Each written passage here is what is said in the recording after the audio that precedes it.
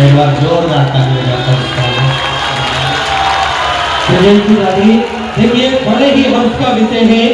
आज हमारे बीच में गोरक्ष पीठ के पीठाधीश्वर कर्मयोगी सन्यासी और इस बड़े से प्रदेश के उत्तर प्रदेश के बड़े ही उदार मुख्यमंत्री माननीय श्री योगी आदित्यनाथ जी का शुभ मंगल आगमन हुआ। एक बार जोरदार ताली बजाकर स्वागत करें माननीय मंत्री जी का। देखिए व्यक्ति के काम से व्यक्ति की पहचान होती है, हम सभी इस बात को जानते हैं और हम सभी को ज्ञात है माननीय मुख्यमंत्री जी के काम की चर्चा ना ही विदेश में देश में है अपितु विदेश की सांसद में भी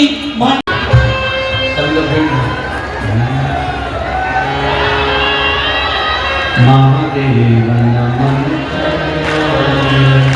महादेव नमः सीता सबका किया मेरा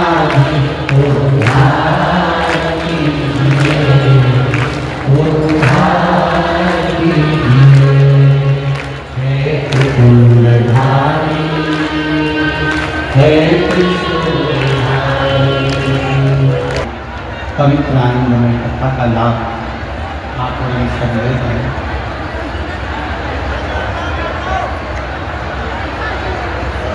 हमारे बीच में गोरक्ष पीठ के पीठाधीश्वर सब लोग बैठ जाते हैं, हाथ में बैठो, सब लोग बैठो।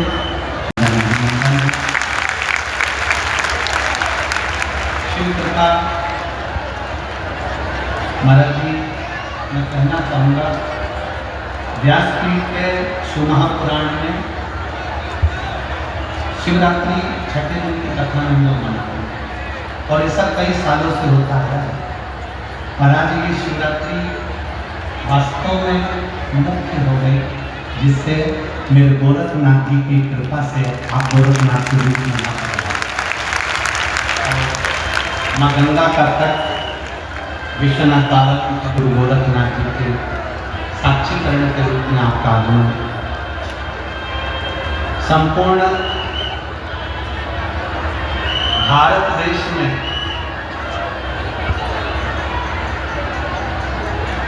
बटोगे तो कटोगे। महाराज जी आपका नारा पूरे महाराष्ट्र को और महाराष्ट्र ने पूरे देश को एकजुटता में बांध दिया। उसके लिए सामने का श्री शिवाय श्री शिवाय।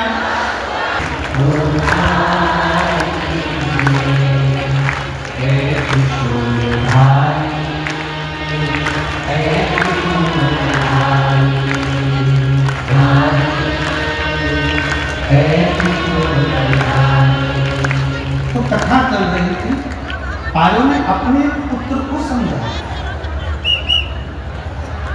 कि देवता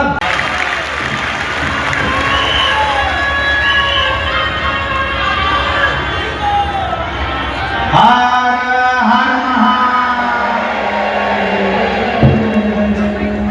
नमः पार्वती पतिये हर हर।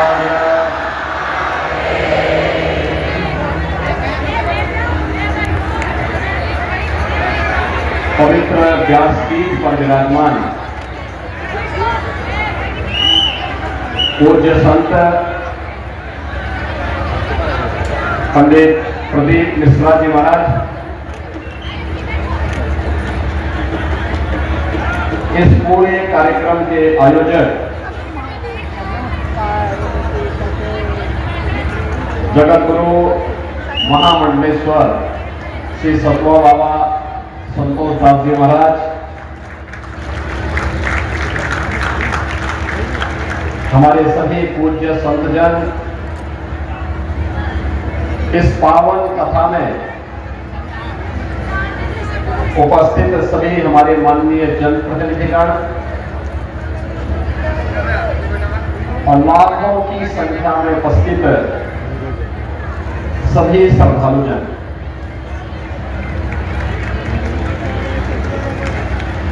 बाबा विश्वनाथ इस पावन धरा पर और मां गंगा के इस पावन तट पर शिव महापुराण की इस पावन कथा को श्रवण का आनंद आप सबको प्राप्त हो रहा है। मैं सबसे पहले कथा व्यास पूज्य संत पंडित प्रदीप मिश्रा जी का आप सभी काशीवासियों की ओर से, प्रदेशवासियों की ओर से और श्रद्धालुजनों की ओर से हृदय से स्वागत करता हूं, उनका अभिनंदन करता हूं। 13 जनवरी से 26 फरवरी तक यानी पौष पूर्णिमा से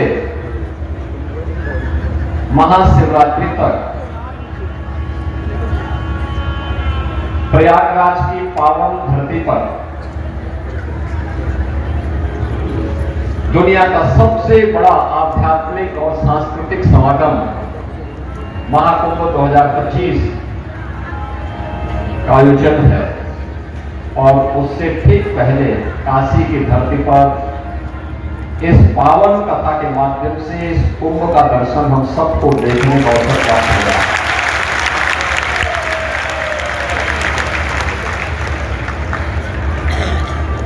जिस अनुशासन के साथ और जिस श्रद्धा भाव के साथ आप सभी इस पावन कथा का श्रवण कर रहे हैं, तो मैं आप सबका भी सबसे पहले हृदय से अभिनंदन करता हूं।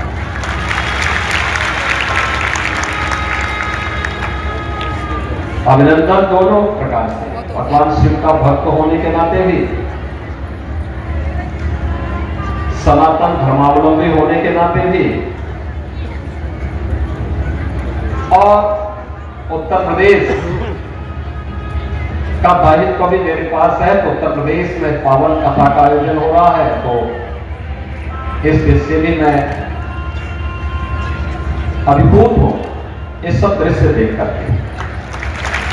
मुझे पहले से पता था, मुझे याद है कदमा पंडित प्रदीप मिश्र जी की एक कथा हापुड़ में होने वाली थी, तो अचानक वहां के प्रशासन ने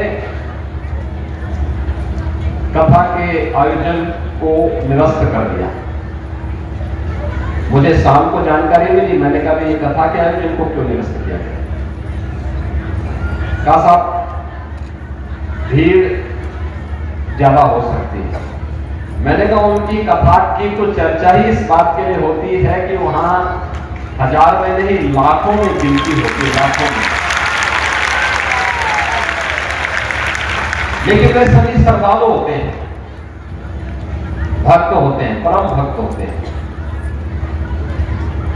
और परम भक्त की सबसे बड़ी पहचान क्या है? वह अनुशासित होता है। जिसका आत्मानुशासन है उसका भौतिक द्रव्यों पर भी अनुशासन होता है, और वे सभी अनुशासित होते हैं। तभी कथा को अनुमति दिया जाए और भव्यता के साथ उस आयोजन को आगे बढ़ाने के लिए कार्यक्रम को आगे बढ़ाए। और मुझे बहुत अच्छा लगा, जो भी वहां पे गया अभिभूत था। फरुखाबाद में कार्यक्रम हुआ, वहां पर भी यही दृश्य था। दृष्टि सबकी अपनी अपनी होती है।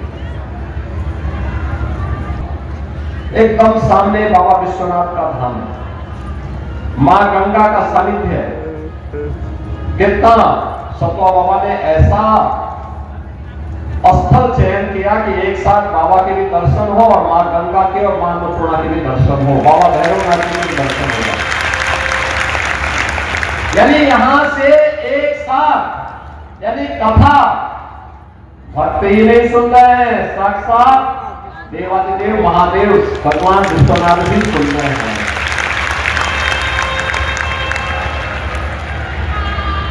बाबा भैरवनाथ भी सुन रहे हैं, काल भैरव भी सुन रहे हैं, और मां गंगा और मां अन्नपूर्णा भी सुन रही है।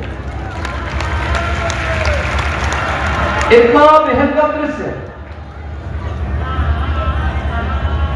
ये उन सभी लोगों के मुंह पे एक जवाब है जो हमें जाति के नाम पर, क्षेत्र के नाम पर, भाषा के नाम पर, तमाम बातों के नाम पर मारते हैं। उनकी आंखों को खोलने के लिए कथा पर्याप्त है। इस कथा का भयंकर दृश्य ही जवाब है। और मुझे इस बात की भी प्रसन्नता है कि 5000 वर्ष पहले हम जिस पवित्र पीठ को व्यासपीठ कहते हैं, भगवान वेदव्यास की पवित्र परंपरा, भगवान वेदव्यास ने चारों वेदों का संग्रह करके आने वाली पीढ़ी को दिया। गुरु शिष्य की परंपरा वेदों के संरक्षण के लिए कैसे बननी है, भगवान वेदव्यास ने परंपरा दी। महाभारत जैसा 1,00,000 श्लोकों का महाप्रबंधन काव्य, उस पूरी टीम का नेतृत्व दिया। श्रीमद् भागवत महापुराण जैसा